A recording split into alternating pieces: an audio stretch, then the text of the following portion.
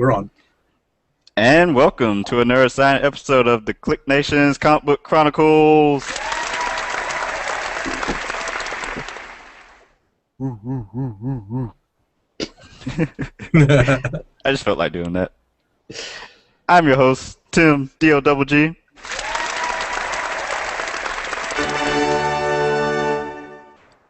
And the man providing the sound effects is Agent_70. What's up? And we also have PCN_Dirt from PopCultureNetwork.com, aka Dirt, with the lowercase I. Check out his website, PopCultureNetwork.com, and also check out TheClickNation.com. On both sites, you can find podcasts, comic book reviews, news, all those good things. Make sure to follow us on Twitter at TheClickNation. Like our Facebook fan page, facebook.com/TheClickNation. Circle us on Google+, just search for The Click Nation. Also add the Click Nation, the page, and also join the community. Just search for the Click Nation community. Subscribe on iTunes and Stitcher Radio, and youtube.com/TheClickNation. And if you ever have some feedback you want to have read on a future show, send that on over to our email address, theclicknation@gmail.com. Is that everything? That is everything. The emails always last. It feels like you missed something. I don't know. Nah. I've done it enough now, it just rolls off the tongue. At least I hope I didn't forget anything. Now you have me thinking. That's what I do. We're good. So, another week, more comics. Yep. We're going to start with news first, of course. And the first bit of news. Where do I want to start? Let's see. Let's get non-comic book stuff out the way first. E3 took place. Yeah, we even talked about a little entertainment news here. For those that don't know, E3 is a, I guess, video game convention where the likes of Nintendo, Sony, and Microsoft get together and debut their new systems, new games. The video game publishers debut games, and all the people in attendance get the demo games and interview people. So Monday, Microsoft and Sony both had their news conferences where the Xbox debuted Xbox One and Sony debuted the PlayStation 4. And on Tuesday, Nintendo had their, I guess their video conference because they weren't in attendance. It was all video, and the streaming sucked. So I closed my tab because I wasn't about to try to watch this buffering nonsense all day. Actually, the funny thing is I heard all these people complaining about it, so I just did a quick search, and there was some website like GameIndustryBiz.uk that had a stream, and it was fine. Like I started watching on there with no problem. Really? Yeah. I had Nintendo's actual website up, and it wasn't even coming up at all on theirs. But then I was watching. I think Engadget had put a link to it, and that was the one that kept buffering for me. Yeah. But let's see. Video games interest any of you two gentlemen or anyone watching live? Actually, I was going to say that my big news this week was that new Animal Crossing is out on 3DS. Oh. And so that's what I've been addicted to. How about you, Agent 70? The most recent game I bought is Injustice, and I've only played through, small portions of it. I'm probably going to be one of those late adopters of these new systems. Wait for the bugs to be worked out. Wait for the games to be, to kind of shake themselves out. Like, in terms of the good release games and the ones that really capitalize on the new software capability or the hardware capabilities.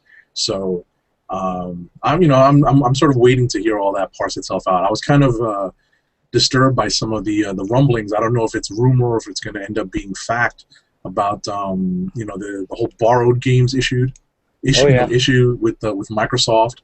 Not basically hard coding their machines to not let you use a second hand game.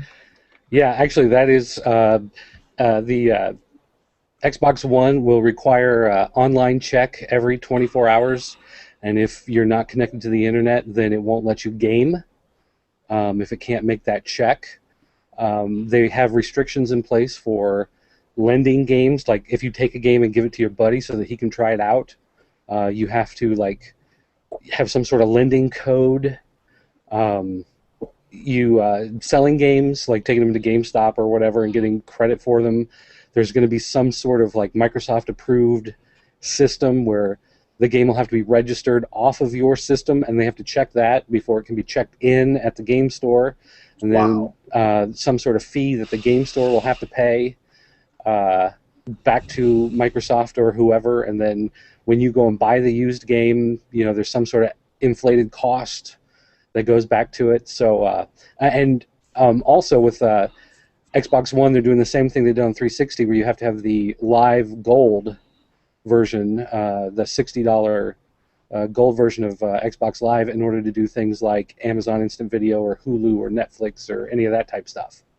Whereas the PlayStation 4 is $100 cheaper, no online checks, no restrictions on lending your games, no restrictions on reselling your games.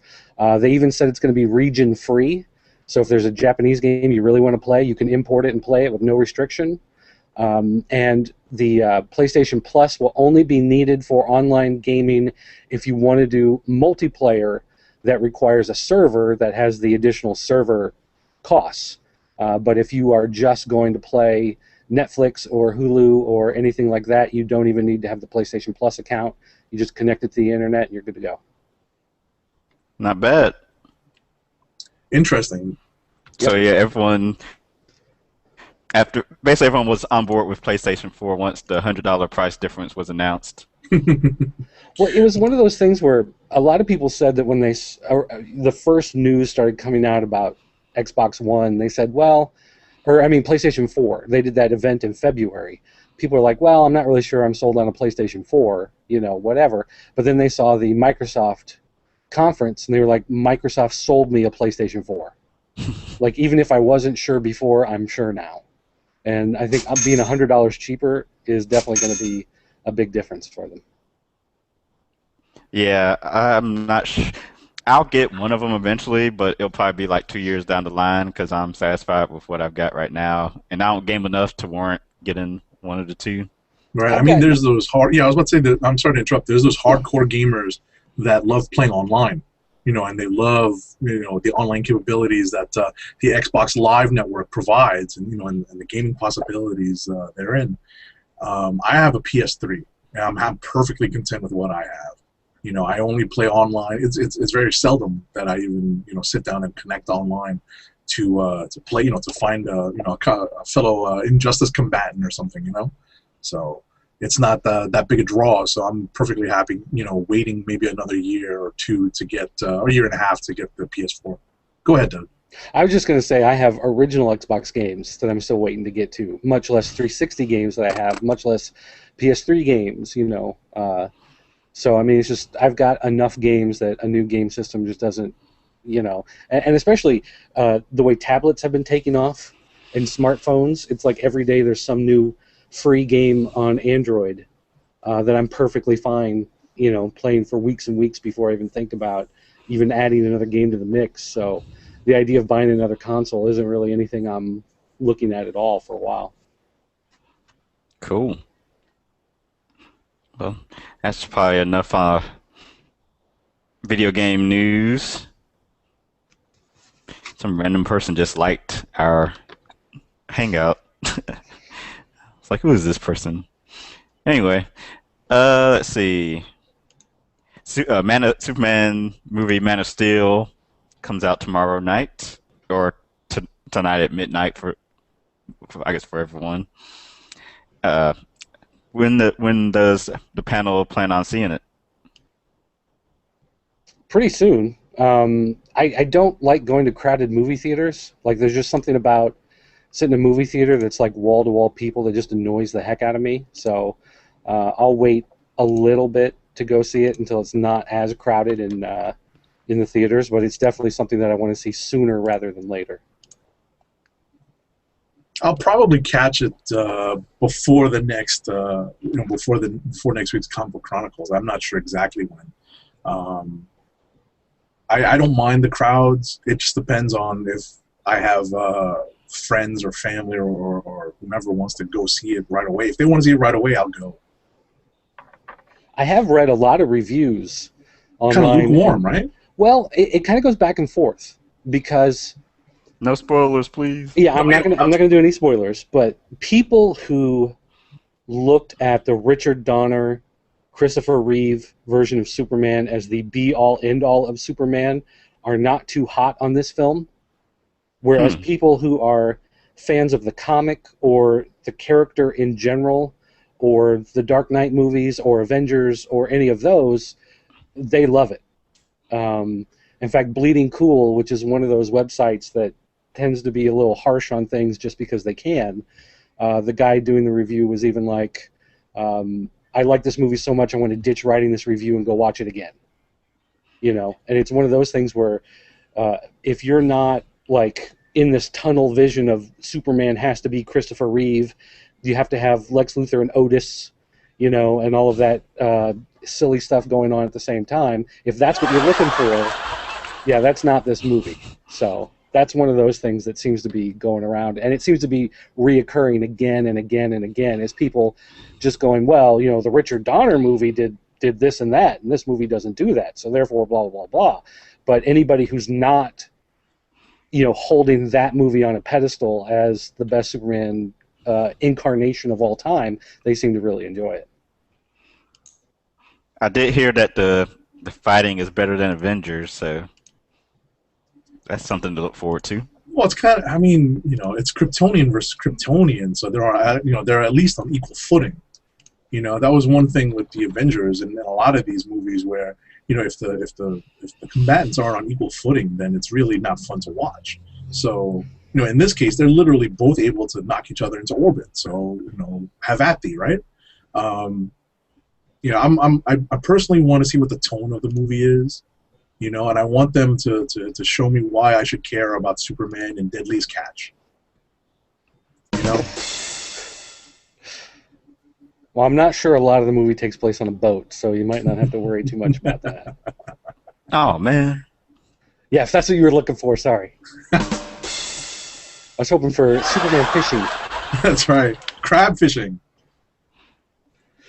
I heard people asking, like, how does he shave that beard? That Gillette. I was going to say Gillette sponsored that, and so it started out like I was getting so annoyed when I saw those because it's like he uses a mirror in his heat vision. That's right. I mean, come on, they answered that years ago. That's right. Know? That's the old school solution.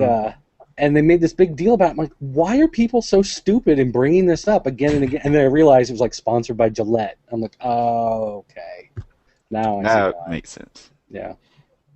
So there'll be like a big Gillette razor being displayed. Or a Gillette billboard, maybe, or probably at some point they'll show him like 17 years old, looking a little bit of scruff and grabbing a Gillette razor and it breaking on his face. You know, yeah, that kind that's of stuff. pretty much what's probably going to happen. I'll bet that's in there. After putting Gillette shaving cream on. So. Right. Using some Gillette deodorant. Yeah. And Gillette body spray, and yeah. Okay. So we'll more than likely discuss the movie next week after everyone's seen it. So tune in to next week's Comic Book Chronicles, same time, 9 p.m. Eastern Time, and hear our thoughts on that. And the only other news I had was this actually happened on last Friday, the day after last week's episode. Marvel finally announced that the mighty teasers for Infinity were for the Mighty Avengers series. And it's going to star Superior Spider-Man, Luke Cage, Monica Rambeau as Spectrum. Who else? Oh, White Tiger, Blue Marvel, Power Man, the teenager, um, Falcon, and probably some more people that I'm not thinking of right now. It's Marvel's ethnic team. Ah, it's the people of color team. Yeah, it's Black Avengers. Yeah, the Or closest thing they're going to come to it. it's not even black because they have some Hispanic. Power Right. Man's Hispanic. So Yeah. wait, so Spider-Man is who? It's still Spidey-Ock. yeah, Spidey-Ock. You So can have is he the he's the token white minority. guy? Yeah. He's the minority of the group. Hmm. Hmm. So Hey, there's no Asian guy on it, so it's still not enough. yeah, give it time. 'Cause they said there'll be more members. Well, So they'll need a red shirt to come in eventually and get it off. So I will, of course, read at least the first arc on it because that's what I do. I'm a sucker for I actually enjoyed that Blue Marvel limited series. Like nobody bought it. I had to track down the final issue because like the comic book store that I go to had ordered only like 4 or 5 issues, and those were all snapped up, and I neglected to put it on a pull list. So that was actually a pain in the neck to track down. I'm happy that they're bringing the character back. I mean, I realize he's a Superman analog and all that, but I'm kind of glad that they're gonna have someone like that, and they're reintroducing him to the Marvel universe. when did that series come out? It's about 3 or 4 years ago. Because I don't remember anything about it. Me Adam the either. Blue Marvel. Was there I- Eve the Green Marvel along with it? No, Oh. no, Be like the Green Lantern Corps. no. The Marvel Corps. Make Captain Marvel. Make her like the green, since that's like the dominant color in comics. That's funny. Building a team. Only thing I'm disappointed in is Greg Land being the artist. But hopefully Yes. that's just like the opening arc, and then It's he moves awful. on to something else. It's awful. Get rid of I him as soon as don't have possible. a problem with his art. I don't have a problem with it. I mean, the colors are always nice. I'll give it that. I mean, I It's think hideous. it looks nice as far as I'm concerned. It's hideous. I haven't seen him do a nice action sequence yet. Because he can't. Because that's too much tracing. He's got to go through magazines looking for people posed in certain ways. I need to find this image. It's a solicit for one of the upcoming Iron Man issues, and it's got like Death's head squeezing Iron Man's head, but he has like his faceplate up, so you can like see him, Tony Stark inside the mask as he's like getting squeezed, and he's like but it's like you could tell it's like a magazine. Like a magazine cutout of a person's face, like frozen in that manner. Mhm. I'm gonna try to find it and hopefully do it like Dirt does and put it as my icon here. Well, I don't know if you want to throw this in as part of the news, but the solicitations for the comic book solicitations for September came out in the last couple of days, and they announced what was going to be coming out for Villains Month for DC in September, and it was an interesting array of villains that they're looking to spotlight in all these point 1, point 2, point 3 issues for a lot of these books. I don't know. Are you guys planning on picking any of this stuff up? I plan on reading a majority of them. There's probably a couple I'm going to skip just because, like, I don't read the Wonder Woman series, so the ones that tie into that are going to be characters that I probably don't know much about anyway, stuff like that. But the majority of them, I plan on at least skimming them. A lot of them I'll read through cover to cover, but yeah, I'm going to take a gander at most of them. Yeah, probably about the same for me. The ones that tie into a book that I'm reading currently, I'll probably check out unless I see like a villain that I like that catches my eye.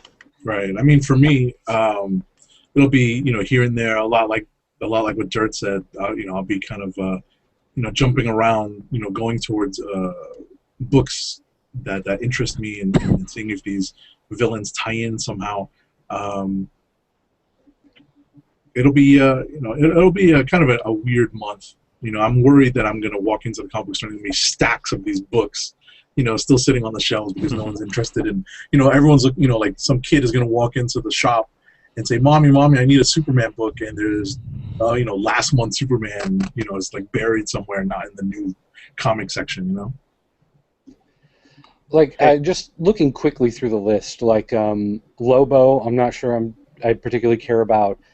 Dial E, I haven't read any of the regular series, so I don't know anything about having that. But I mean, you're getting Deadshot, you're getting Killer Frost, Shadow Thief, Black Adam, Creeper, Eclipso, Black Manta, Ocean Master, Desaad, Solomon Grundy, Darkseid, Grodd, Reverse Flash, Rogues, Count Vertigo, Cheetah, Firstborn. I have no idea who that is. It's a Wonder Woman tie-in, so there you go. Cyborg, Superman, Zod, Lex Luthor, Metallo, Bizarro, Brainiac, Hell, Parasite, Doomsday. So big chunk of Superman books there. And then the Batman books, you're getting Joker, Riddler, Penguin, Bane, Two-Face, Court of Owls, Ra's al Ghul and the League of Assassins, Killer Croc, Ventriloquist, Mr. Freeze, Clayface, Joker's daughter, which will be interesting to see how that one plays out, Poison Ivy, Harley Quinn, Scarecrow, Man-Bat, Relic for Green Lantern, which I'm not sure who that is, Mongul, I've always liked character. him. Black Hand, I like, Sinestro, Swamp Thing is Arcane, you're getting Trigon, and Deathstroke. So, I mean, the majority of those I do want to read and take a look at, but some of them, there's a couple of them that don't mean anything. I think really Lobo, Dial E, Firstborn, and probably Trigon. I'm not going to care too much about, but the rest of them. Not a fan of the main man, are we? No. Ta-da! I mean, he was okay when he got those like. There's that picture. Can you see? Say something. There we go. I'm saying something. That's funny. Talk about it. Look at him. Look at that face. Can you just totally tell that's like belong. chopped from a book or magazine or somewhere? That's funny. That's so odd. It's like the screaming face from one of those Six Flags, like when you're on the roller coaster and you start to go down, they snap the picture of you screaming. Yeah. Anyway, I just thought that was funny. It is. That's a good one. Should make that the image for the show this week. Maybe I can always change it. So yeah, that's Villains Week or month. I just think it's going to be an interesting month for sales. Especially Dirt. Like at your store, I'm kind of curious to hear like at the end of September, kind of a report on how those Villains titles did. Yeah, that's one of the things that kind of sucks about a promotion like this because, Green Lantern has its set number of sales, Detective Comics has its set number of sales, Action has its set number of sales. Certain books like Earth 2, like nobody buys Earth 2. In our store. We get like 3 copies, maybe 4 copies. Just nobody reads it. But the Earth 2 books are Desaad and Solomon Grundy. Well, Desaad is going to be a good book for anybody who's reading Justice League, with the Darkseid tie-in. And we know from what's been going on in the books that Darkseid is the same Darkseid hitting the alternate universes. So when he's in Earth 2, when he attacks on Earth 1, it's the same Darkseid. There's no Earth 2 version of him, He exists outside of the normal universe. So that book ties in with the regular universe. But like Solomon Grundy of Earth 2, who's going to care? But at the same time, there are people that will buy it because it's an animated cover, and there are people who will buy it because it's tying in with the whole gimmick of the month. So it's like, where do we order at the full Justice League numbers, which are 8 times the number of Earth 2, or do we order exactly half? It's like, where do you draw the line? And that's what kind of sucks about some of these, is because it's not rolling out with the regular series. Interesting. Yeah, at least from the retail perspective, like this might be an opportunity for you guys to really push some of the trade paperbacks, the trade issues, buy this and get a discount on, on this trade, it's related to this. I have a feeling what'll happen is those are the books for September, so come October, You're going to find sets of all the Batman point ones and Dark Knight point ones and Earth 2 point ones. You know, buy the whole set, these 4 issues and these 2 issues, you know, at a reduced price. And, Sure. Just to get them out of the store. Yep. yeah. All right, Just in time for Christmas. we have to remember to check in on that, which I'm sure we won't. Actually, by the time the month maybe by the time the month comes around, it'll probably pop back in our minds. Right. Okay, so now move on to this week's books. Let's see. I can start with Boom Studios had an interesting #1 come out. I don't know if anyone else had a chance to read it. Six Gun Gorilla #1. No, did not. Did not. I haven't. I actually haven't either. But read. I've at least put the preview pages up on the website, and I want to say, IGN had a review of it up this afternoon, which I quickly read. It actually wasn't long, thankfully. So they pumped it up so much that I'm gonna give it a read this weekend. Well, you know, this has been one of those books that behind the scenes has been like one of the top creator, you know, they're saying if you're looking for an independent book, creator-owned book, you know, something that's not a Marvel DC, that's still, you know, fun and in that kind of superhero type realm, then this is a good book to look for. And it's one of those that, you know, I plan on sometime in the next couple weeks sitting down and reading it, but not at the top of my stack or anything like that. Yeah. Yeah, it'll get read, but just not now, obviously. And I still have to read 2 Image books from last week, 10 Grand and East of West. So catch up time. Let's see. I guess that's about it from Boom.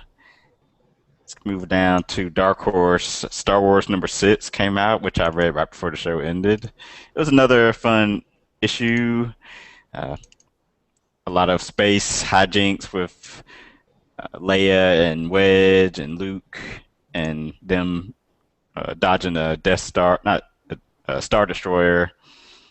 And it's funny, like the last 2 issues have mentioned how Han and Chewbacca are on the run in Coruscant, but I don't think that either one has checked in on them.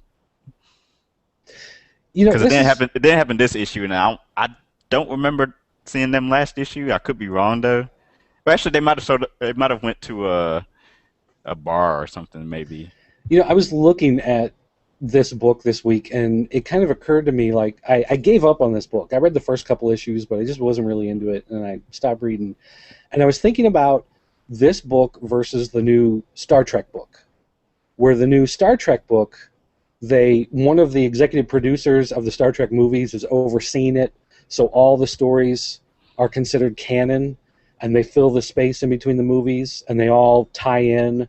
You know, so anything that happens is fair game for what's going to be in the movies and so on and so forth. And I was thinking about this book. If you look at this cover, it says right down there in the bottom corner, "The Rebellion's Last Stand." Well, obviously it's not.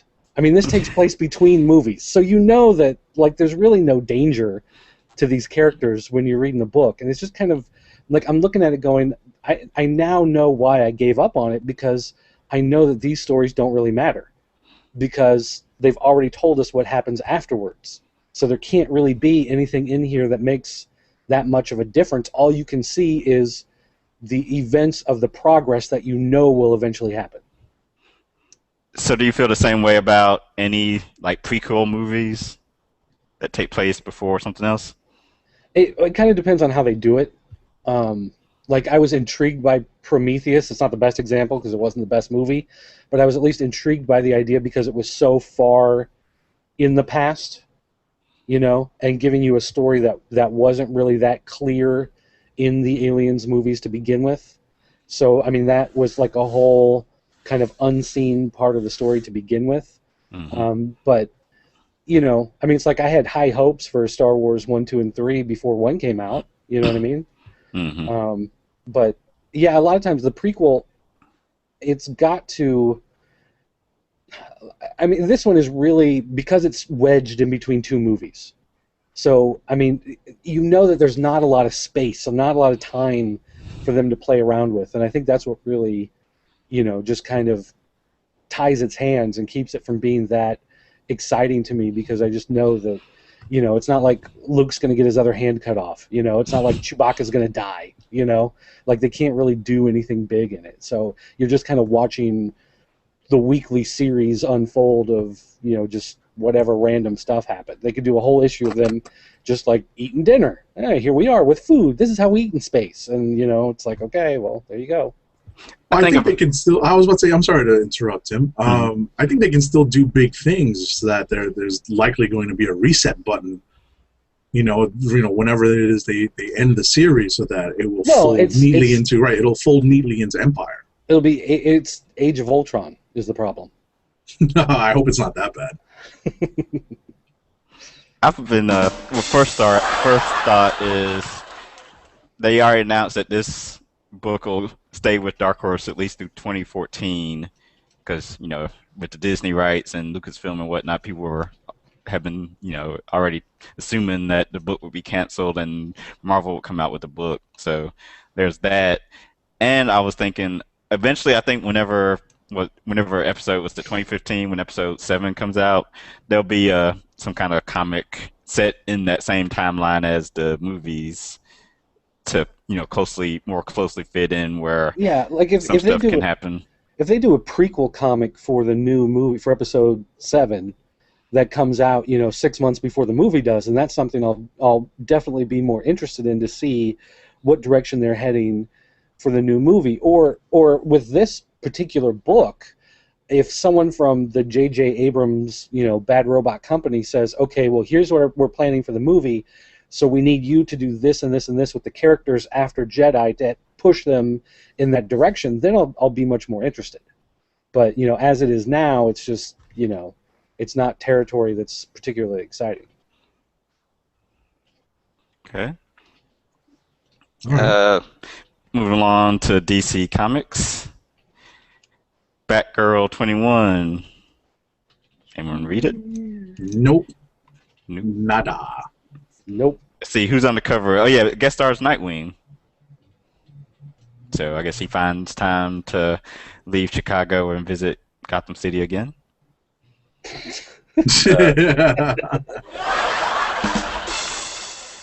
Thank you. Batman 21. Right there. I loved it. Yeah. I thought it was great. Beginning of Zero Year. I thought it was great too. It's all right. Hey. One of the things that I sent out was put this out the other day. There's a scene in the book where he's escaping from Red Hood with a whole bunch of hostages, and you know, he swings off the building with this truck, and they land in the lake, and they're getting away, and Red Hood gives him that, you know, little golf clap. You know, well, I guess he took my hostages. All right, good job, buddy. And you just see Batman giving him the finger. You know, and it's like, that is so...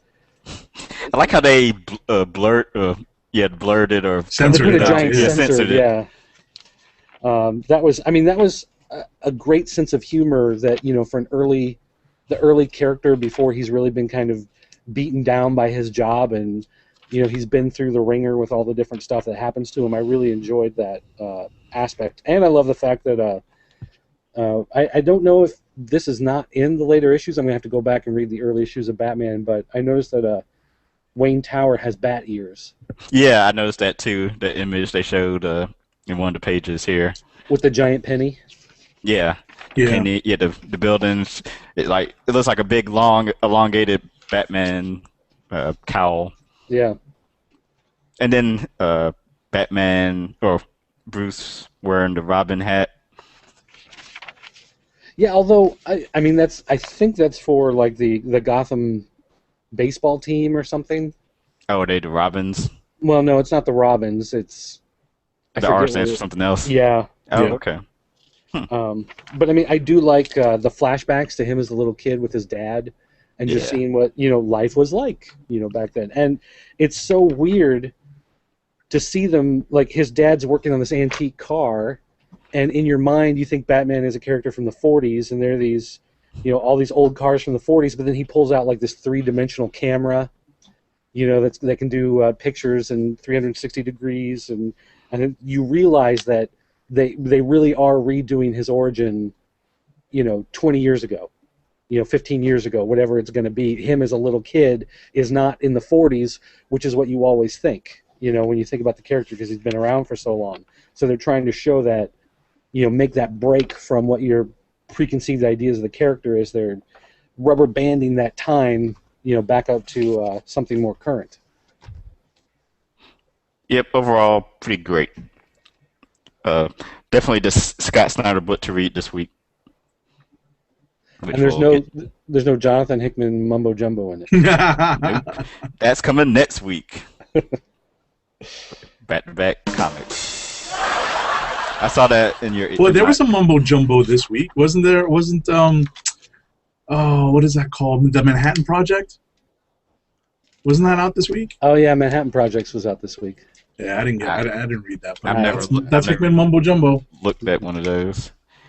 I'm avoiding it by all costs. Let's see. Green Lantern Corps 21. I enjoyed it. It was all right. I liked the art on it. Bright colors. I gave Bernard Chang and I don't know the colorist name off the top of my head. I gave them props on Twitter yesterday, and they thanked me. Oh, nice. I started it. I haven't had a chance to finish it yet, though. But I mean, I enjoyed what I read so far. But to me, it didn't seem as easy a jumping on point as Green Lantern 21 did. I agree. It was a little disjointed. And speaking of Green Lantern 21, shout-outs to Robert Venditti for sending me my signed copy of that. Sure enough. Had planned to actually have it here to pull up on screen, but it's somewhere in the other room, and I don't feel like running to get it. But I took a picture of it on Twitter, which you can see on my timeline. Alrighty. On the symbol down here. Yeah. He's actually in Atlanta, so he's like a semi-local. Atlanta's like a little over an hour away. And the Green Lantern... Who wrote Core? Ben Jensen? Robert Venditti? Or Venditti was the co. Oh, you mean who wrote regular Green Lantern? Yeah, Van Jensen. Yeah, he's from Atlanta too. So, two local guys who I'll probably be annoying on Twitter from time to time. Just don't stalk them. Just don't find their house. Oh nah. I think even the address Robert used to send it to me was a PO box. So. That's probably where he does all his business mail, right? Yeah, probably gets all his, he gets all his business mail from there. I'm sure that's the way it works. Let's see. I'm gonna name some stuff that I didn't read. Demon Knights 21. Nope. Constantine 4. Nope. Katana 5. Anybody? Bueller? Nope. Dang. Demon Knights actually ending, so another Robert Venditti book. But yes, it's ending. Nightwing 21. I skimmed this. I did. You didn't read this? Oh, you did? I read it. What do you think? Art is great, of course. Brett Booth. I was actually going to say the one thing I don't really care about with that book is the artwork. Hey. He's That's actually old school '90s image, man. I know, and I don't like it. He's about to lead the book, Yeah. so there's that. And we'll see if I actually keep reading it or not. He's doing Justice League of America, right? He's doing a bunch of different stuff. He's doing fill-in stuff for Justice League the next couple of issues. Okay. And then I asked him on Twitter like 2 weeks ago when I found out he was leaving. I forget which issue is going to be his last. It might have been this one though. But he said, there's another title he's going to be working on, but he couldn't say just yet. So. Okay. But in this issue, Nightwing takes on the prankster and does some more digging to try to find Tony Zuko. That's all there is to say about it. Yeah, that's about all there is to say. I think that's all my notes say about this too. Suicide Squad 21, Superboy 21, read neither. Same for Threshold 6 and World's Finest 13. Wow. Nothing. Anybody? Jeez. No. Nope. Which leaves the final DC book to talk about this week. As you can see on Doug's screen, or Dirt's screen, Superman Unchained #1 from Jim Lee and Scott Snyder. Which I enjoyed a whole lot more than you did, apparently. I didn't hate it, but it was okay. Yeah, it was there to me.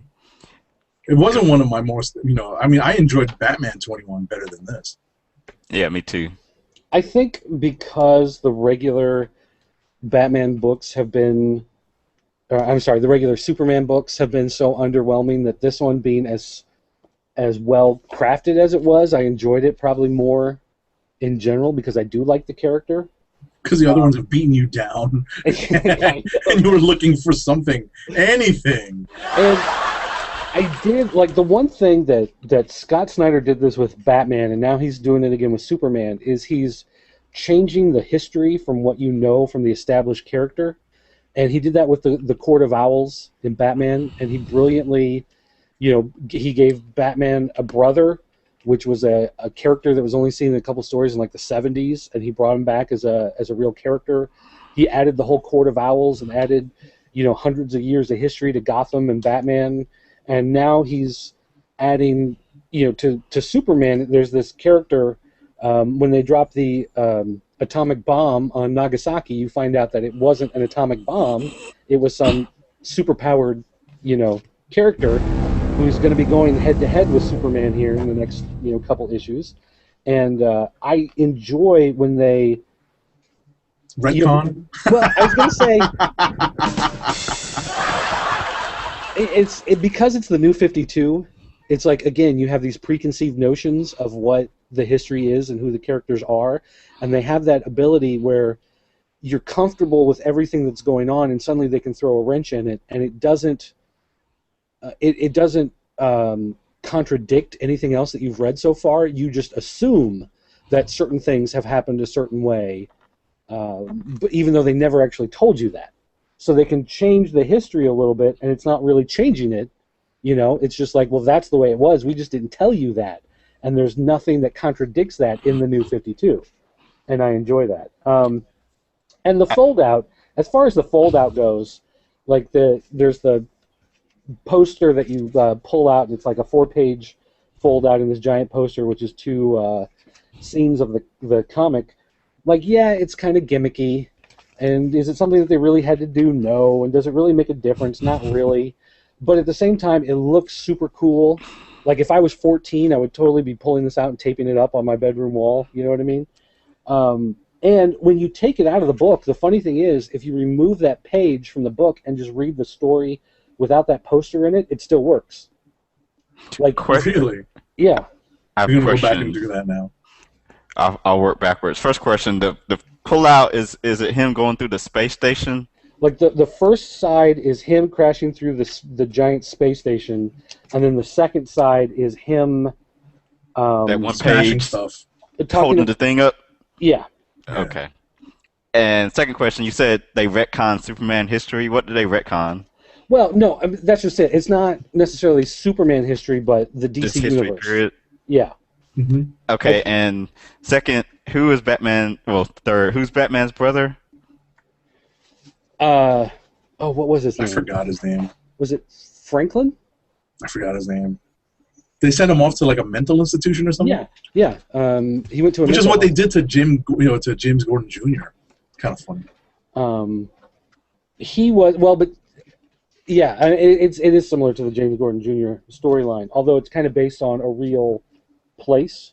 Like, the place that they sent him was a real place in like the 70s that was this big scandal of this mental hospital that was poorly run, and so they kind of tied that into the whole story of him. But so was this New 52? No. In the 70s, they did a couple stories where Batman had this random brother that you'd never seen or heard of before, and he, it's like, hey, Bruce, long time no see, and they go clubbing or something. It was, totally throwaway, no big deal. Mm-hmm.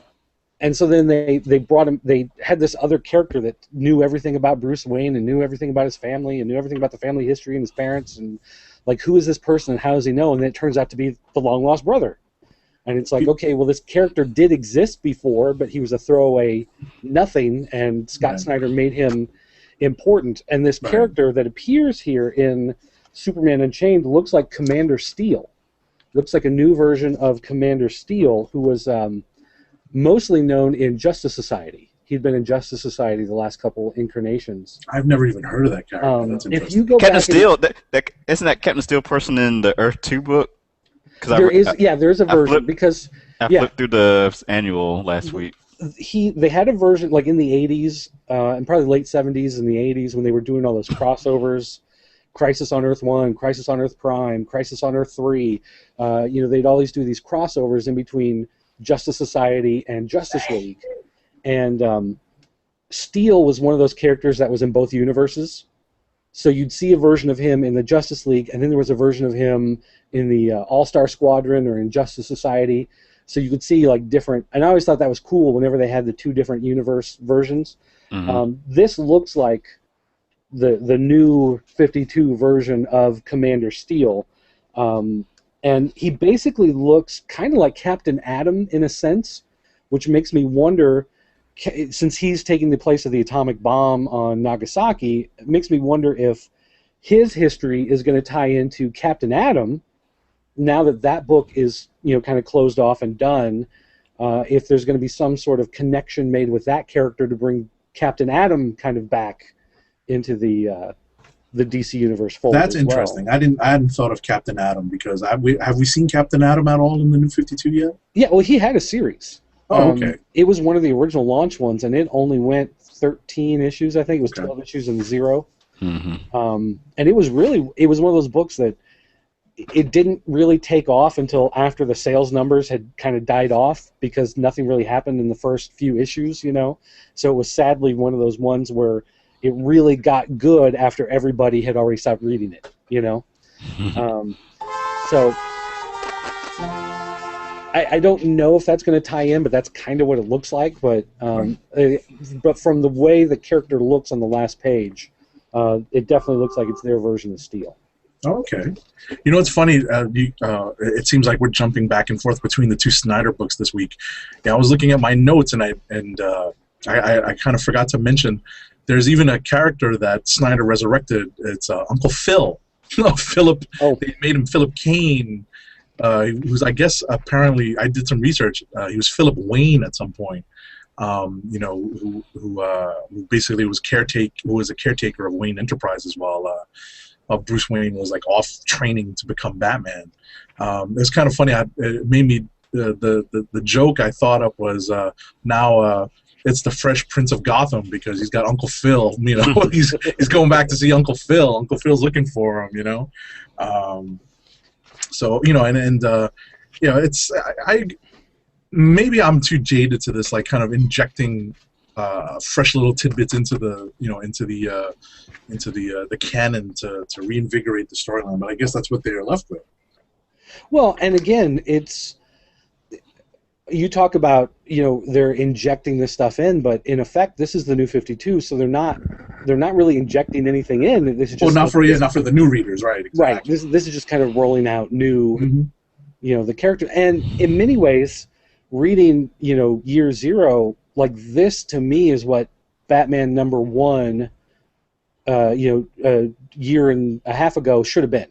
I agree. Like this is what I wanted when I got those first #1s, because you read Justice League #1 and it's like they're all meeting for the first time.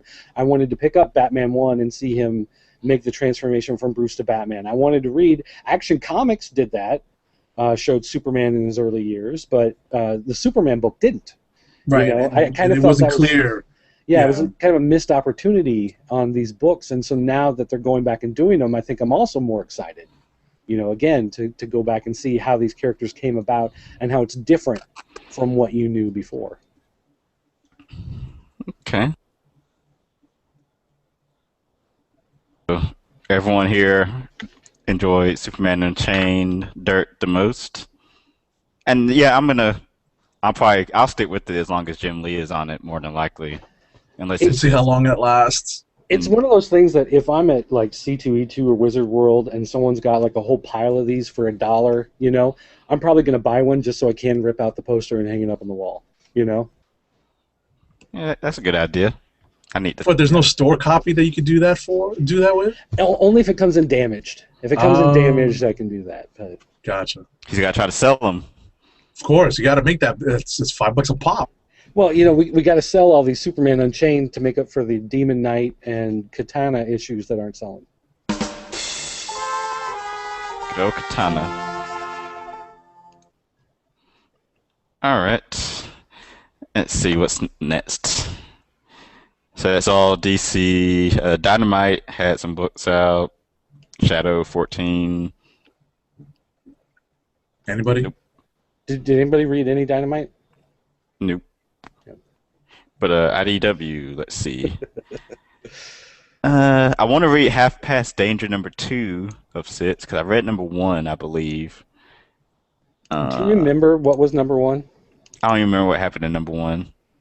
Because it looks like one of those kind of like 40s pulp action type things. If I see the cover, maybe it'll refresh my memory. Let me open this link here. Cause yeah, I remember the title because I definitely read #1. I didn't see they actually didn't have #2 on their website to download. That's the reason I didn't read it. I saw the cover when you uploaded all the images to the Google Plus event. I saw that Transformers Prime Beast Hunters #2 cover, which looked nice. But I'm wondering if it's one of those deals of the cover art is different from the inside art. I'll have to check that out. I'm sure it is. Yeah. Well, you know, actually, I take that back. The subcovers are a different set. Let me think I have that actually on my tablet. You know, it's one of those things. I get all the Transformer books, and I have them all to read. I'm just so far behind on them. You know what I mean? I've got months and months to catch up on, and every so often I sit down and I read like 3 months at a time in order to read them. I'm not sure if I have that one. I don't think I haven't read Transformers comics since I was a kid. We had some copies as a kid, but I mean we tore those suckers up. There is a series. If you read, are you talking the old Marvels? Yeah, the Marvel one. If I can find it real quick, this series, Transformers Regeneration 1, is a continuation of the old Marvel series, and they got the same writer and the same artist to come back and continue the series. Right. Okay. So, I mean, if it's one of those things that you know you're interested in getting back into, you can pick that up, and it continues from the point where that old series left off. Yeah, I don't even remember what happened in that series. It's, like I said, it's been probably since the late 80s, early 90s when I was reading that stuff. And I doubt I was even reading them. I was mostly just looking at the pictures at that age. Let's see, Image Comics. Dream Merchant #2 of 6 came out. I read that. I ain't finished #1, so I read that. It's still kind of a difficult thing to get into. It's definitely a moody piece, but I kind of got a better handle on where the book is going now. You know, unfortunately, it kind of degenerated into like a classic story of, you know, this kid discovers he has powers, and he finds a mysterious third-party mentor who tries to train him to use these powers. If he doesn't use these, he's got to train himself to use the power to save the world. Blah, blah, blah. But it looks nice. Blah. Right. It looks nice. So, you know, we'll see. I didn't even know that he had powers in it. I didn't get that far in the first issue. Is it set in the past or something?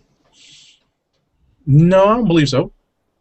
Huh. I don't believe so, but it's definitely a tough read. You know, like it's been a challenge. You know, it's definitely part of my challenge to read things that aren't necessarily superhero-y. So, you know, this is this week's book, you know, in that realm. I need my superheroes. Except maybe Six Gun Gorilla will intrigue me enough. Let's see, Manhattan Project #12, like we mentioned earlier, and Walking Dead #111. All from Image. Anybody read that? Yeah, I mean, I read it a couple weeks ago when it first popped up in their press site. That was one of those that Walking Dead books I tend to jump on first because I want to see what the heck is happening. But there's been this problem that I'm starting to really feel from Kirkman. He does write for the trade, so you do tend to get an issue where something big happens and an issue where there's a bunch of fallout from it, and then you get 3 issues or sometimes 4 issues where they sit around and talk about it. They plan what they're going to do next. They get supplies together. They try to get people to help them out. And then finally everything comes to a head, and then you got that cool issue where everything happens. And then you got an issue of Fallout, and then you got 3 or 4 issues of them sitting around talking and blah.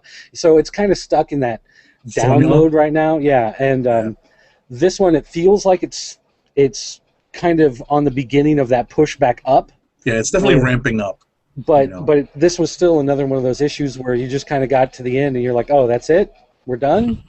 And Kirkman also has this style where because he writes for the trades, it's like issues just kind of start and they just kind of end, and you aren't necessarily getting like a whole story flow from the first page to the last page. It's almost like you're not getting a comic's worth of story. Yeah, well, it's like he's really taking a chapter approach. Yeah, he takes one book and he just kind of cuts it every 20 pages to put it in the comic, even though it doesn't necessarily fit nicely. Yeah. No, I agree with that. I mean, I haven't read much of The Walking Dead. I read somewhere between the first 20 issues and like here and there between then and now. It's a lot of catching up to do that I have to do. But I read this and I kind of agree. It definitely fell into that pattern. And I feel, you can definitely sense the build-up, but it seemed to end so abruptly. I was like, wait, that's it? That's the last page? Yeah, and that's kind of an ongoing problem with him, so I'm just hoping that it does ramp up in the next one, or, it's like another month going by, waiting to see if anything happens. And for a book called The Walking Dead, would it kill him to put zombies in it every once in a while? Absolutely. Is the TV show like that, where something happens and then episodes of kind of like sitting around or preparing and then something big happens again? I think the show tends to be a little more action-packed because it is ratings-driven. 12 episodes or whatever. Yeah, it is ratings-driven. They don't have as much time to play around with, and TV is much more fickle, I think, than comics. People will buy several issues of comics waiting for the story to kind of turn around, whereas on TV, if you get 2 boring episodes in a row, people just stop watching. Right, they'll tune out. Yeah. Okay. So that's Image. Marvel now. Well, everything. Marvel now. Alpha Big Time #5. Marvel now.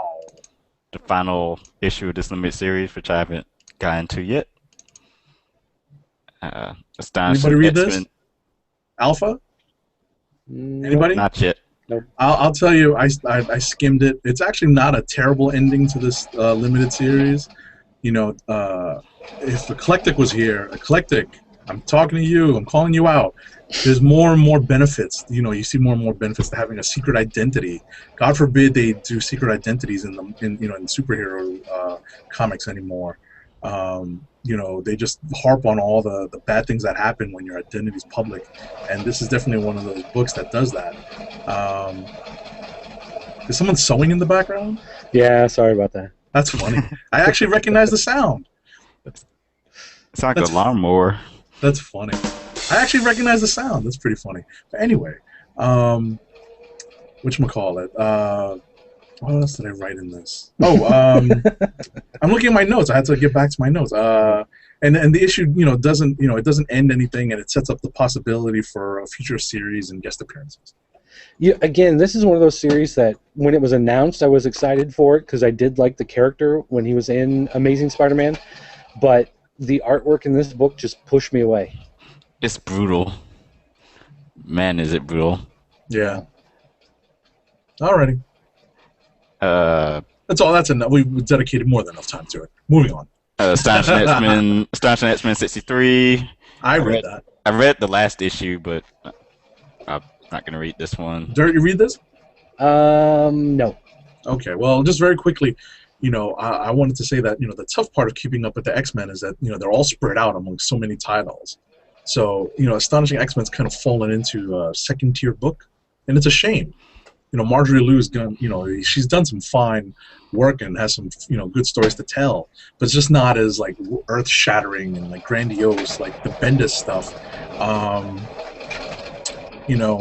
There's some interesting developments regarding Iceman in this, and he's sort of left out of the other titles, so it's kind of cool, and it's reminiscent of like the X Factor days from like the early '90s before they relaunched with the whatchamacallit, like the X-Men Gold and Blue, X-Men #1 that we're referencing earlier, the Jim Lee, Chris Claremont. So if you're a fan of Iceman, I mean, there's some of us are, some of us are out there, definitely worth picking up. So both of you have a book to look forward to. What's my book? No, he's talking about both fans of Iceman. Oh, me and one other person. It's all right, Tim. It's all right. Yeah, his series getting canceled anyway. So, is Astonishing X-Men being canceled?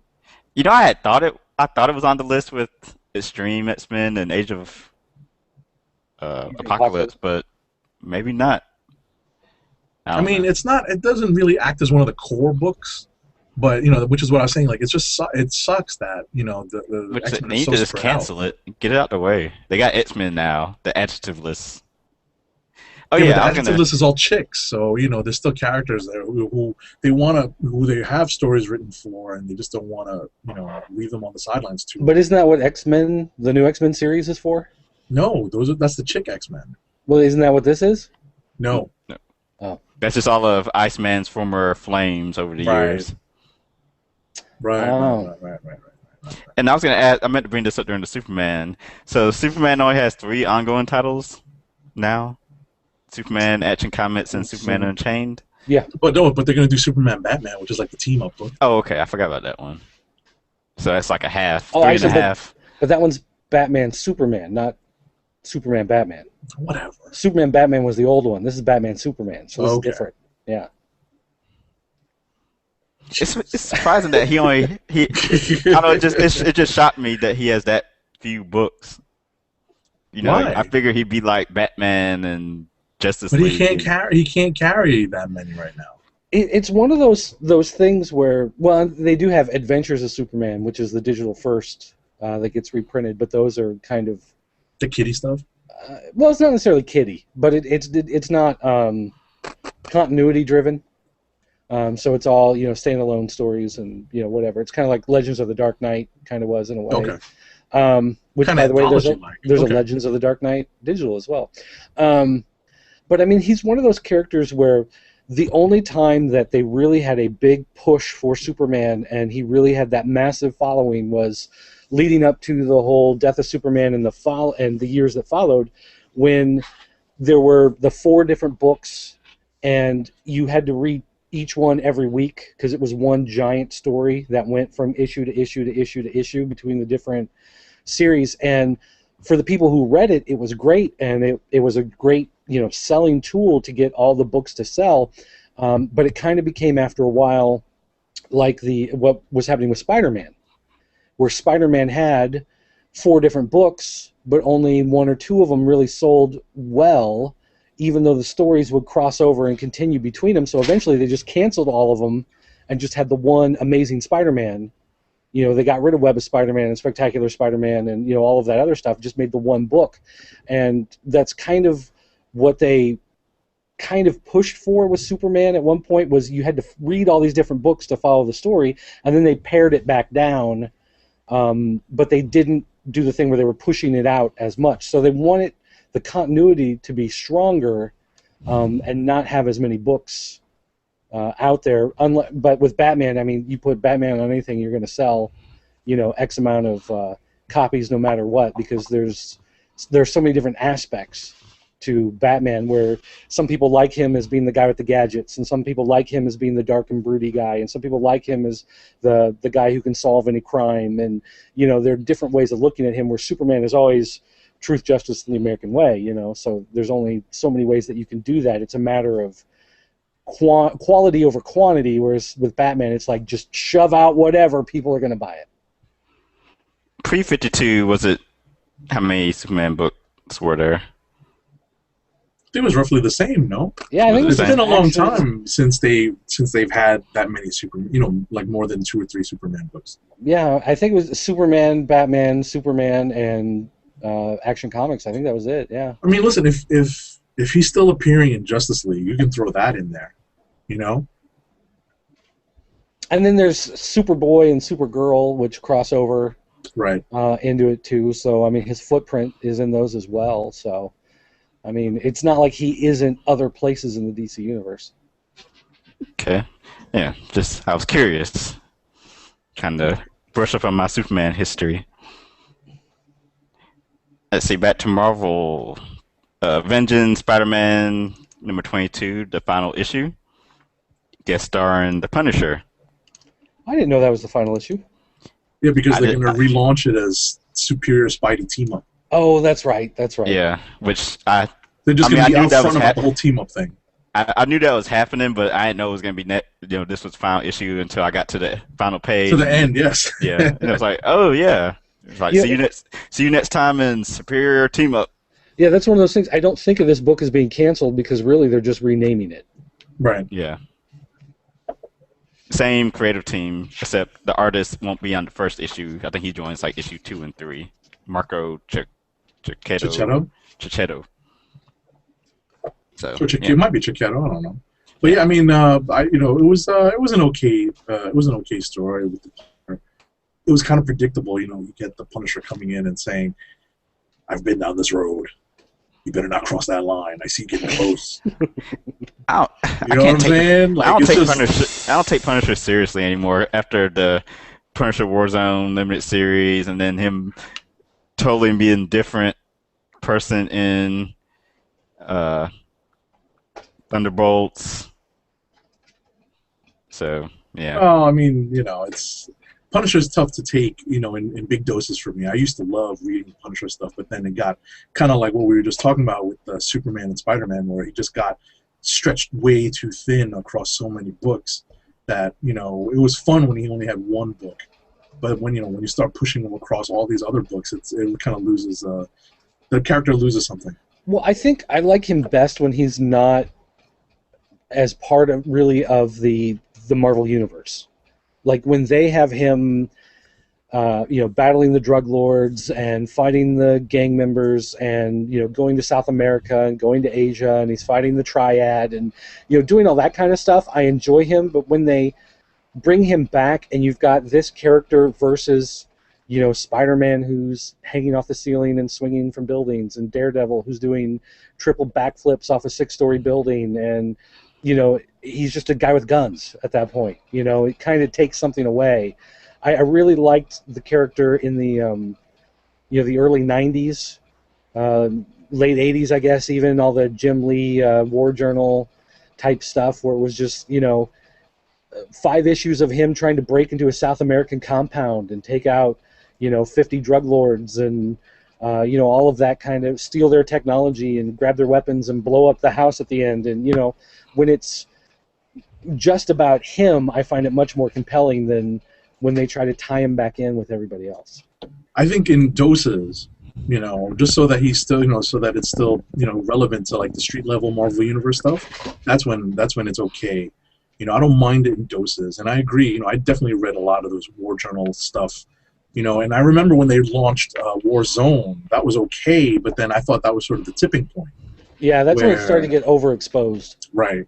That was the tipping point for me, where, there was the regular Punisher, there was War Journal, and then Warzone.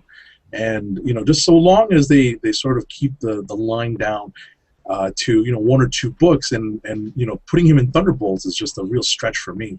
Putting him on a team. Are you kidding me?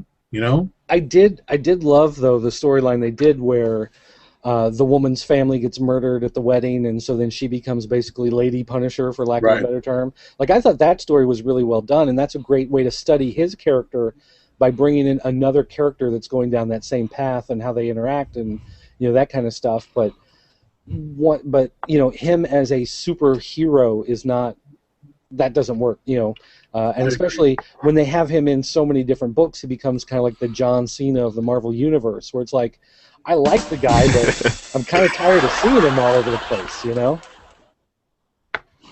I was gonna say a couple things came to mind. I did read today, I guess, the solicits for what month are out? June, September. September the ones that came out this week. One of those is a Punisher limited series where he turns himself over to the government or whoever for some crime of him killing some. But it's only a 2-issue limited series, which is good, and it's Lane Liu doing the art, so that's that should be interesting. Yeah, I like his stuff. And going back to that Superman or Batman Superman title for DC, Greg Pak's doing it. Greg Pak was announced to be doing another book that I can't remember now. Was it Eternal Warrior for Valiant? I think actually that might be what it is. Yeah, I don't know. That sounds right. Yeah. Okay. I was thinking it was another DC book, but I think it's Valiant he's doing. Okay. Although on the Marvel news, talking about solicits, someone noticed that in the solicits for September, there is no Journey into Mystery. So it looks like that book may be getting canned. But it seems like they would have, I guess, if they didn't know for the August solicits, I guess, if they didn't know when the August solicits came out, if that was the last issue for it. Because you have Morbius issue 9 for September as its last issue. Right, that Morbius is definitely ending. Yeah, well, it needs to. Yes. Yeah, I stopped on issue 4. I was like, why am I reading this?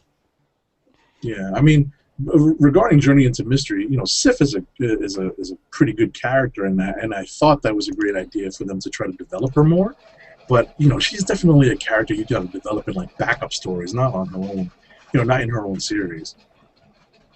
Well, and especially, is young Loki in Young Avengers now or something like that? Yeah. Mm-hmm. Yeah. See, I liked him in Journey into Mystery, and then they put him in Young Avengers, and I hate Young Avengers. So it's like it didn't pull me over into the new book, and the new character they brought into the book didn't intrigue me to stick with it. So that whole shift was, instead of getting me to buy 2 books, it got me to buy 0 books. That was one of those problems that they ran into. Yep. Shit, I lost my train of thought. You're welcome. Young Avengers. I'm enjoying that more. I was getting ready to stop reading it too because I was like, this is stupid. And it still isn't great, but I'm intrigued enough with it to keep reading. So it's too much of a CW teenage. Yeah. Like it's not a superhero book. It's just a group of people hanging around together that happen to be teenagers with powers. Yeah, and they're all kind of douchey, so I'm just not into the book. I still get a kick out of reading Kid Loki, so Well, if they give him his own title. Yeah. He had his own title. Oh. Yeah, I know. Right, they try to branch him off. They try to get him to support. They're trying to get these female books going. Journey into Mystery. It's Red She-Hulk. Right, but they're having. You know what it is? They're having. It depends on the character, plain and simple. It depends on the character. It depends on the writer and what they're doing with it. Because speaking of like female characters that are, I guess, resonating somewhat in the Marvel U is Captain Marvel.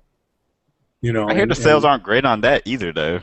Right, but at the same time, I think there's definitely some the sales may not be great. It's probably just because there's not as many chicks buying it, or not as many dudes buying it. Mm-hmm. And I think I think that's definitely out there. There's definitely some positive word of mouth regarding that. I don't know if we want to move on to Avengers Assemble. Did nice segue. Did you read it? I did read it. And again, it suffers from what Dirt was saying regarding the previous issue, which is you definitely needed to read some of the prior issues of Captain Marvel to make sense of this. It's not new reader friendly. I like how Avengers Assemble has kind of turned into like the women's Avengers book. I mean, it doesn't hurt that Kelly Sue DeConnick is the one writing it, right? But like all these solicits for these upcoming months, like even the Infinity tie-in, it's like Spider-Woman and Black Widow, right?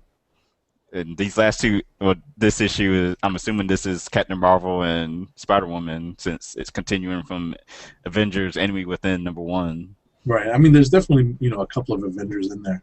Which is fine, I guess, Right. the women's Avengers. I thought it was cool because it kind of brought back a lot of what the storyline is doing is it's trying to develop Captain Marvel's rogues gallery. They bring back a character, Colonel Jan Rog. I mean, if anyone was reading like old school like Captain Marvel stuff, like the Kree Captain Marvel stuff back in like the 70s, and like I read a lot of this stuff from like reprints and back issues. The name rang a bell, and I had to go online to figure out what happened to that character. It's like, oh, okay, that was that guy, who did this, and now they're bringing him back, and they're trying to develop, Carol Danvers' rogues gallery. So it's kind of cool, like part of the storyline has been, this mysterious enemy who's been in the shadows has been kind of reintroducing, going down like memory lane and reintroducing Captain, Carol Danvers' rogues gallery, like the limited, number of enemies that have kind of been prominent in her history. So it's kind of been a history lesson regarding that. And now they're bringing him back. He's sort of the reason she even has these Kree powers to begin with. So it's kind of cool. The one thing I'll say, though, is that when Avengers Assemble first launched, the book did about half of our regular Avengers numbers. You have that kind of built-in audience, and about half of them went ahead and picked this up. But by now, we have one person who subscribes to this book. Wow. And we grab a couple for the shelf, but, I mean, otherwise this book has all but died. No kidding. Because it doesn't, like, it had Bendis on it, and it supposedly, featured the movie members of the team, and it had Guardians of the Galaxy, who were announced were getting their own movie, and then after that, it's just and that was another thing. At first, they said it wasn't in Marvel continuity, really. Now it is. And then by the time the arc with Thanos and Guardians of the Galaxy ended, it's like, yep, it's in the same continuity. It's like, huh, what? So what's its purpose?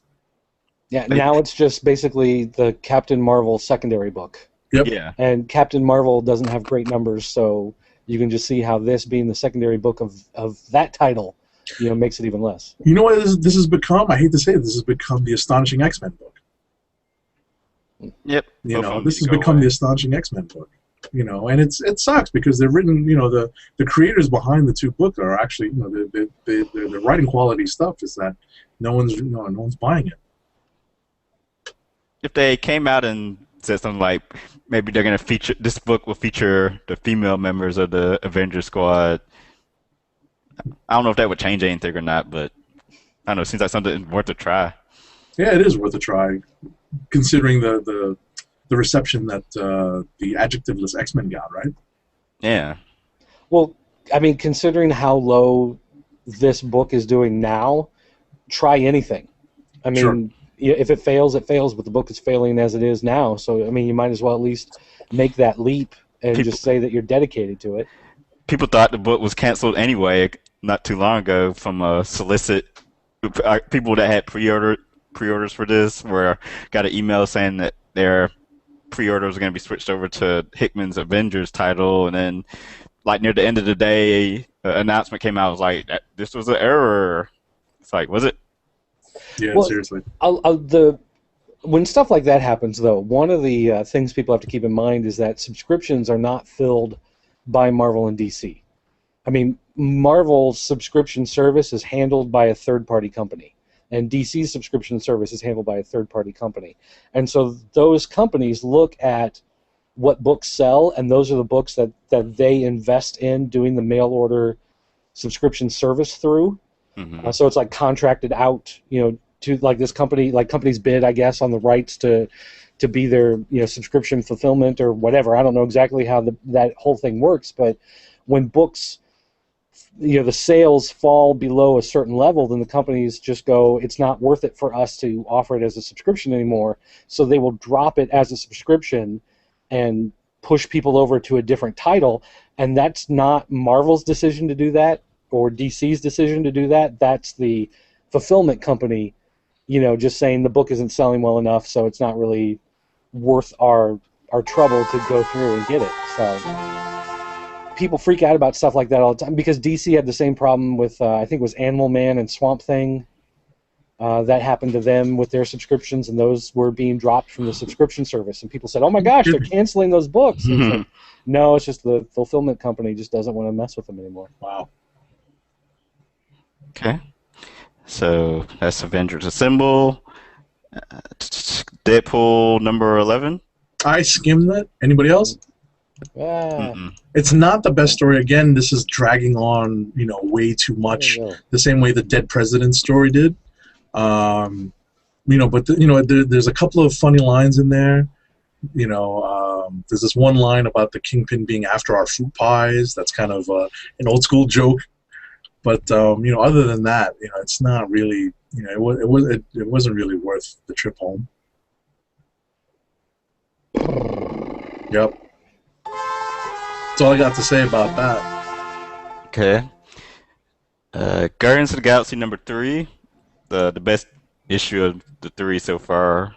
Not really saying much because nothing still is really happening in this book. There's a couple of cool scenes in it though. Yeah. I'm still not happy about what Bendis is doing regarding Rocket Raccoon's dialogue. Man, kablooey, kablow, murdered you. I'm like, what the hell? Stupid. So what is it? Is this really the voice they're trying to establish for this character? And in advance of the movie? Yeah, but that may be out of his hands. That may be what the movie's doing, and they're telling him that that's how the character's going to be in the movie. That's how you need to develop him in the comic. That's gonna suck. Because some people may look at that movie and just go like, "Hey, here's a little hairy trash talking Yoda with his gun, running around." He's got a catchphrase. He's going to be the one that all the 8 to 15-year-olds flock to and buy all the T-shirts and figures for. So we want our kids yelling, "Blam, murdered you." Yeah, seriously. Sure, why not? Something tells me that this book is in a holding pattern until Infinity starts. I don't know why. Well, that just came to me because nothing has happened. How long ago did Guardians of the Galaxy 1 come out? Because it feels like that was months. I want to say between 3, 2. 4? There had been a long gap between 2 and 3 because by the time I want to say last week it dawned on me, I was like, when was the last Guardians of the Galaxy issue? Because I remember pulling this out of the box this week when I was going through the books and going, number 3, that can't be right. Because Nova 3 should have come out 2 months ago. Didn't this come out? This come out the same month or the month after Nova? And I want to say Nova's on 4. Yeah, I think they're a month behind. But I think Nova also feels like it should be farther along than it is. Maybe it's just because the stories have been so slow to get anywhere, but it just... Yeah, I think that's both of their problems. Yeah, definitely. But I haven't read anything about McNiven being super slow on this, so I can't say. Well, he's splitting art duties with Sarah Pichelli, who's going to be the ongoing artist eventually. But they split the book. Both art from them looks real nice on this. Yeah, to be perfectly honest, I even like the fact that there's a couple of books that mention, where the hell does Spartax get off, kind of sticking its nose into everybody's business. Yeah. It's like, hey, that's sort of what we're all thinking too. Who the hell are these guys? Okay. Savage Wolverine number 6. I read it and reviewed it. It's, no kidding. The return of Joe Mad, because I don't know how to say his full last name. Madureira? How about you, Dirt? You got a shot at that? Madureira? Madureira. We all apologize for butchering your name, Mr. Madureira. On Savage Wolverine number 6, it's Wolverine and the Hand and Kingpin and Elektra and the little Spider-Man. Superior Spider-Man. Yes, they let you know that this is whatever number that was. Where's that? Spider-Man. The note says, no, this happened before last October sometime. Yeah. Especially saying, don't bother us. Yeah. Don't get into what is it they say? Don't get all out of sorts about continuity. That's what they say. You mad, bro? You mad, Yeah. bro? So, yeah, art is Joe Madureira. Either you I like got a it kick out or of you seeing don't. Wolverine in the brown and gold. That Yeah, was that was definitely old nice. school. I mean, And it's because the first arc was Savage Wolverine in the Savage Land. It kind of made you Hmm. wonder, like, well, what do they do for the second arc? Is he always going to be in the Savage Land? Like, is this the new Savage Land title? But I mean, that was just the pun so Frank Cho could do Shauna. Hmm. So they got to do something to keep up the Savage part of it. But again, how many Wolverine books do you need with Wolverine and Savage Wolverine and Wolverine and the X-Men, and then he's also in Uncanny Avengers, and I'm is he in regular Avengers too? yeah, Show up in that, and he kills himself in Age of Ultron, and it's like that all come. this. Does number 10 come out next week? I believe it I does, think and that's so. one that the Marvel wouldn't even give us Oh, to I look know. at. That was the Yeah, polybag one. yeah, I knew that part. I just But wanted to, I mean, know that would it come out next week. I'll have spoilers Tuesday morning, day before it hits the stands, but that's as far in advance as I can get it. Yeah, it's gonna be interesting to read. I was thinking about it earlier this week They too. I wouldn't. was They're like, not sending out any review copies, huh? No, Wow. nothing, That's one. something that big. Yeah, Well, they even said that they broke up the artwork in between a bunch of different artists, and Mhm. Joe Quesada drew part of it himself, just so none of them would know what's going on in the story. So everybody was working on these little pieces. I But bet no you one the knows NSA exactly. knows. Yeah, well, probably. But it's one of those things, like when they filmed, the season finale of Lost for I think like year 5 or something like that, where they filmed like 3 different endings, so you didn't know which one would actually air until it came on TV, so no one could spoil it in advance. Like there's something about this story. There's something else. It's not Angela. There's something else that happens, and I'm sure Sunday night or Monday morning, someone is going to leak it to Bleeding Cool, and you're going to find out what it is. So it's going to be spoiled in advance, despite whatever Marvel's trying to do. But if it's so big, it's like I wish they wouldn't try so hard to hide it from the stance of a retailer, because if it is that big, then maybe we would have ordered more. But it's like with the death of Peter Parker in Amazing, or things like that, where it's like, well, we have to keep this hidden from everybody so that nobody knows what's going to happen. Well, it's like I would like to know so that I could order more copies for the store, so when customers come in wanting to buy one, they aren't getting mad at me that we don't have it. You know what I mean? It's like these big stores, but at the same time, I don't want to order an extra 50 copies if the secret is just, the universe is alive and it dies and Angela brings it back to life, and that's like the big hidden story. Like, Right. well, in that case, who cares? And then if I did order extra copies, now I'm going to hate Marvel for having this big stack sitting around that I can't sell. boom. Let's see what else. Yeah, That's what that gets. Gets the gas face. Thor: God of Thunder #9, which I enjoyed and also reviewed. That was awesome, by the way. Yeah, which, by the way, I've been reading your reviews of that, Tim, but I haven't actually read the book, and now you're making me want to go back and actually read the series. So congratulations on that. It was actually, I can tell you as an old school Simonson fan, right? Someone who owns that entire run. Like the story that Aaron developed over these issues has been pretty epic, and part of it was kind of slow, and I didn't really appreciate the slow part, but since this issue is basically all action, it kind of makes up. It sort of makes up for it. Like one of the best parts of Simonson's run was that each issue did have action. It was just, it was more balanced than this. This is obviously written for the trades as opposed to back then. Right. So there's definitely a climax that this issue is going for, and like the last 10, 15 pages. Like the last half of the book is just like some awesome stuff to see. Ribic is, Esad Ribic is knocking this out of the park. I want a Thor book that has all three of these Thors in it monthly. That's my He's wish. writing them very well. Yeah, King Thor is basically Odin, the way he Right, yeah, talks. exactly. He's basically, I've become my father. Yeah, he's become his dad, which is hilarious to me. And the way he talks down to present day and Viking era Thor, and I don't know, it's great, great. Yeah. I enjoyed this from Jason Aaron more than Wolverine and the X-Men, which we'll get to in a second. Well, that's another thing that kind of intrigued me about it that makes me want to go pick it up, because Thor is one of those characters where, depending on who's writing him, they'll do Thor like, 800 years ago, but he looks exactly the same. He's still wearing that same goofy costume. It's like he never changed. Like the time of the Asgardians is outside of regular time, and then this idea that he does evolve through time just like humans do. The Asgardian world isn't completely set apart from the regular universe, that there is progression of character, because they always try to play him as, I guess because he's this mythical character, he's got to be unchanging.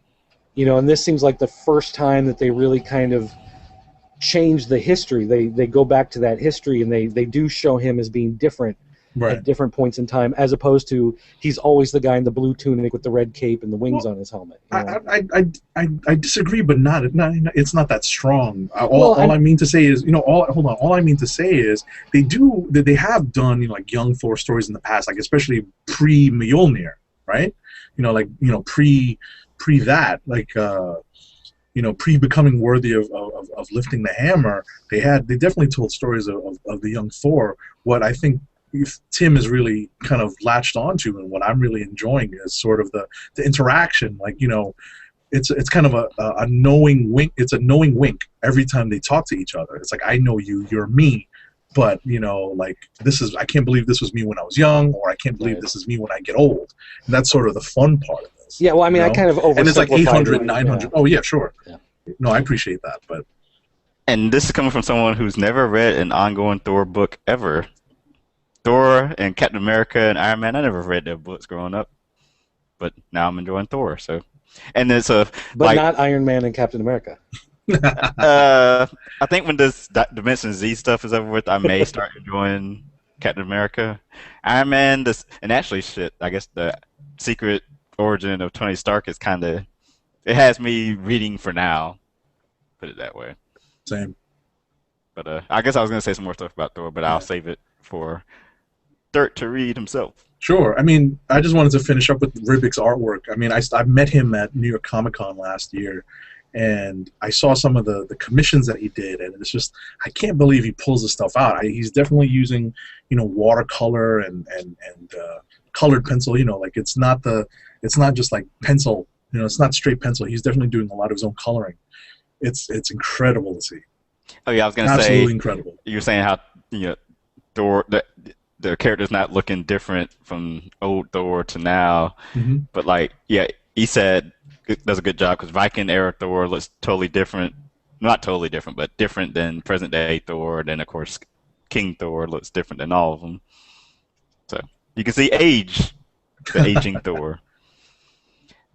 Next book. Ultimate Comics X-Men number 27, which I read. I didn't know a damn thing that was going on in it, but it's funny because I read this one and I read another Ultimate X-Men book maybe like 4 issues ago, giving it a shot since I love X-Men and all, and it's like both times I was like, by the time I was done with both of them, I was like, I have no idea what's going on in this. Why am I reading it? Yeah, because it is so different from the regular Marvel Universe, and like I said before, I think that's kind of the point of why I like it, because it's not the same. Because in this version of the Marvel Universe, there was this giant civil war that broke out in the United States, and the mutants in the Ultimate Universe, you find out, are not Homo superior. They're not like this next stage of evolution. It was a secret government program to make superpowered agents, and it got out into the wild, basically. And so all the mutants are, they're not seen as the next step of evolution. They're seen as basically this genetic mistake, this experiment that went wrong. So it kind of changes their whole feel and the whole look to it. And the best way I can think to put it in other terms to compare it to something else. It's Pretty Woman meets Titanic. It's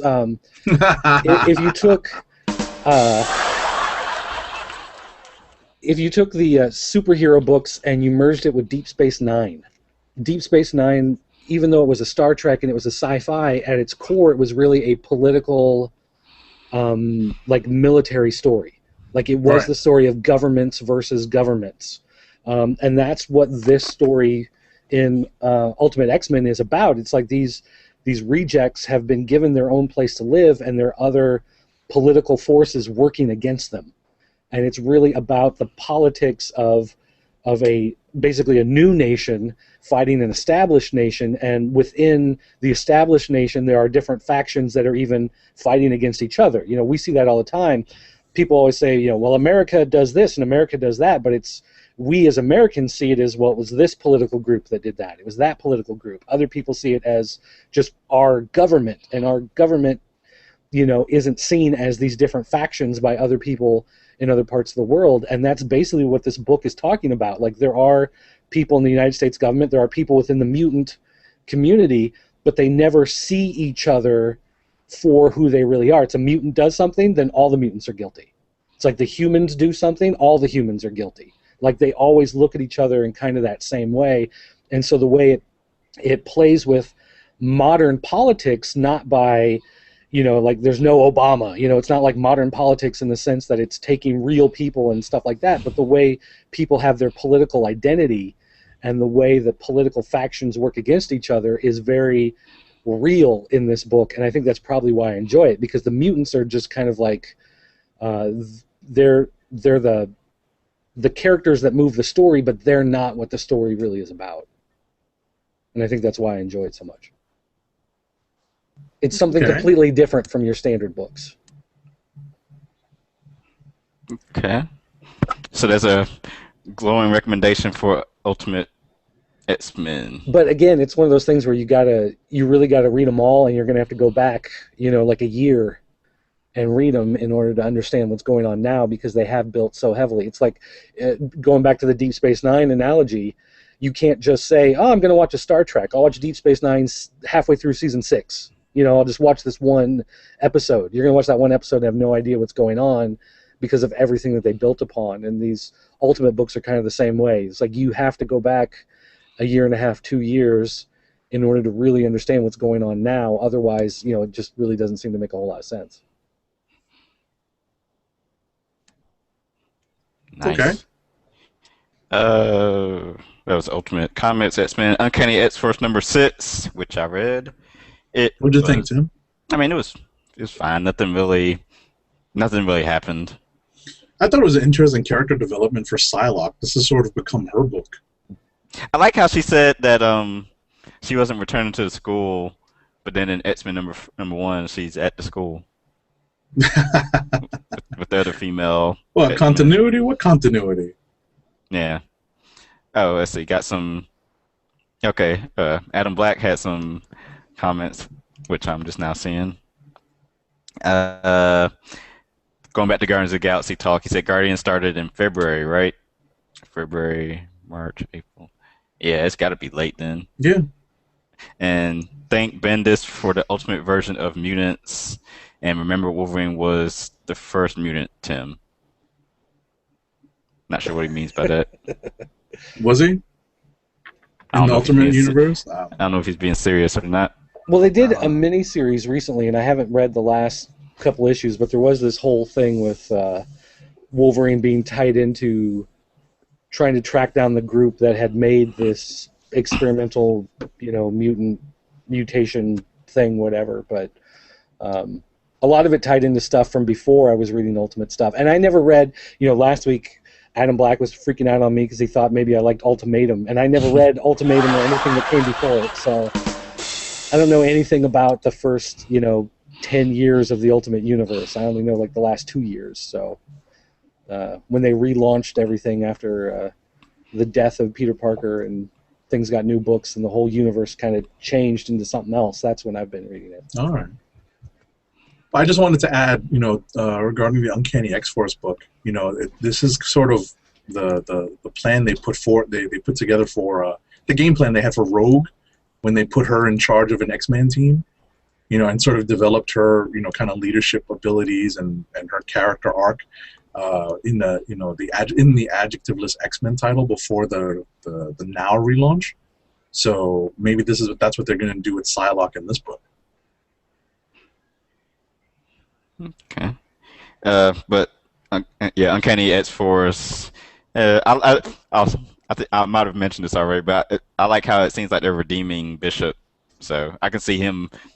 He started out as quote unquote the villain of the first arc, but it's really like some creature thing in his head that came from the future. So I'm sure he'll end up joining the squad because right now the only other male member would be Puck. So looking forward to that. Wolverine let's see, Venom 36. I'm giving up Venom for now. I'm replacing my reading time with Scarlet Spider instead. Anybody? Venom? Seems to be Anybody? The better, the more fun book. Even though the solicit showed like a female Venom appearing in September. I forget the woman's name. It's another symbiote, I guess. I forget her name. But yeah, have no idea what happened in this issue. Now on to Wolverine number 4, which I gave up this Wolverine title after the first issue. It wasn't that bad. It wasn't that bad. There's a couple of nice scenes in this. I'm not so sure. I'm happy with the. I think I've read a couple of things online where Paul Cornell, the writer on this, is developing a storyline where Wolverine's going to be losing his power, his healing factor at some point. It's going to be very much, sort of a parallel to the movie, so that when the movie comes out and you pick up this Wolverine book, he's not going to have his healing power. It's kind of lame. Yeah, funny how that works. Fitting music. Yep. Let's see. Wolverine and the X-Men 31, which is the start of the Hellfire Academy saga. This was a fun issue. You didn't like this issue, huh, Tim? It was. I mean, I had fun reading this. What about you, Dirt? It was good. Okay. Did not read it. You didn't read it? No, I don't read Wolverine and the X-Men. Oh, well. You don't read X-Men. You don't read 616 X-Men. Well, listen. Let me get into it because this was kind of cool. I was skimming Bleeding Cool during lunch today, and I went back like a good week or so, and they posted something about this, and it was funny because it was after I had read the book, and it mentioned something that there was something in this book that people who were growing up and who were like in their late 30s now who are growing up reading X-Men are gonna love seeing come back, and that was like the Siege Perilous Crystal. Yeah, IGN had they teased that a return of a character, and I was like, wait a minute, I read this book, I don't remember a character returning, and I got to it and they were like the Siege Perilous. I was like, oh. Yeah, and that's not a character. It's not really a character. It's definitely a plot device.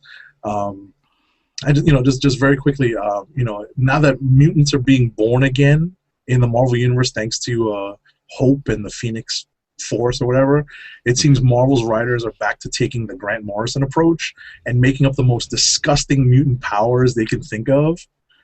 There's this Shark Boy and no, Shark Girl. Eye Boy and Snot. Really, Snot. Eye Boy and Shark Girl. And it's like most generic people. No, not generic. They're just disgusting. They want the shock value of the mutant power, right? Every mutant can't be blonde, blue pretty, eyes, yeah, like I know. Havoc.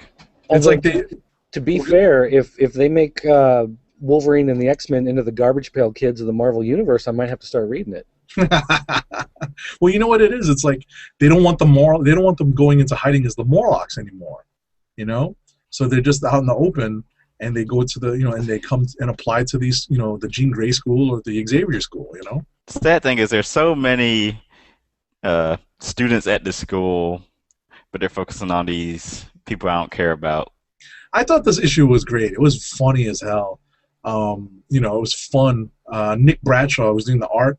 He's, you know, I've said it before, and it's so obvious. He's aping Art Adams, the artist. You know, he's definitely mimicking the style. But it's interesting to see his growth as an artist, and hopefully he continues to grow and progress. Because, you know, while you can definitely see the influence, you know, he's still. It's obvious he's not tracing Art Adams. Oh yeah. But, you know, that's the best part. It's like he's not tracing Art Adams. It's definitely heavily influenced by him, though. Isn't So Bradshaw the guy who did like the Army of Darkness comics for Dynamite? I'm not 100% sure.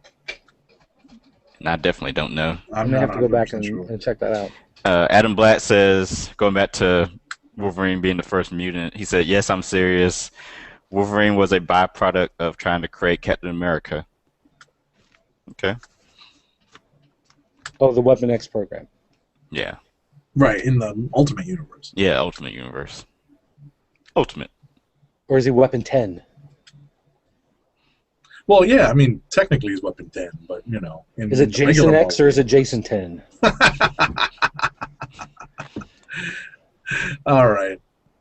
And What do you got left, Tim? That's it for Marvel. Trying to see anything else. Actually, there were a couple indie books. Valiant had Harbinger Wars #3. I haven't read 2 yet. Action Lab Comics has a new imprint that they're calling Danger Zone, Okay. which are all...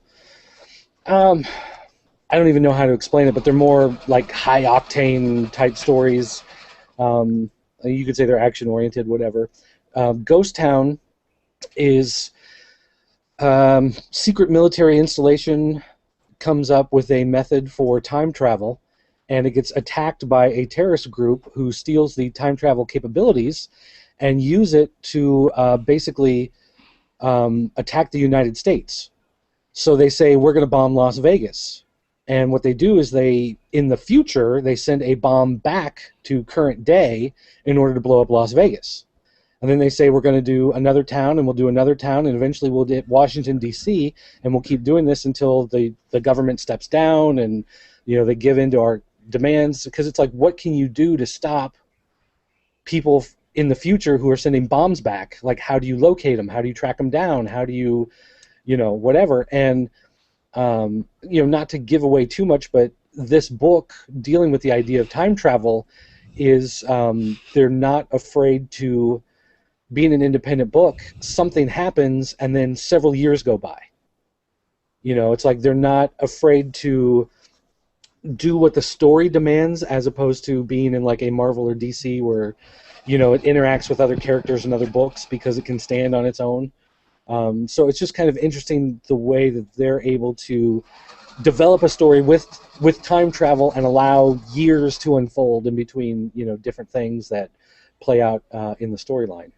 The other book that they did that came out this week from their imprint was called M Theory, and basically this guy is murdered by his girlfriend, and he is stopped by St. Peter in purgatory, and St. Peter says, I tell you what, we have this problem unfolding on Earth with this demon, you go take care of it, and we'll see if maybe we can get you into heaven. And he has a cat with him, and so St. Peter allows the cat to talk and to think, and he's like, well, why do you think and talk? He's like, I got bored, so I just, you know, made the cat talk. So it's kind of like this comedy horror book about this guy coming back to life with this talking cat, and he's stopping like this demonic zombie invasion, and for whatever reason, this demon only wants to bring midgets back, I guess. So it's like zombie clown midgets are attacking this small town in the United States that this guy with his talking cat has to go back and stop. And it's just one of those, like, it's so completely insane.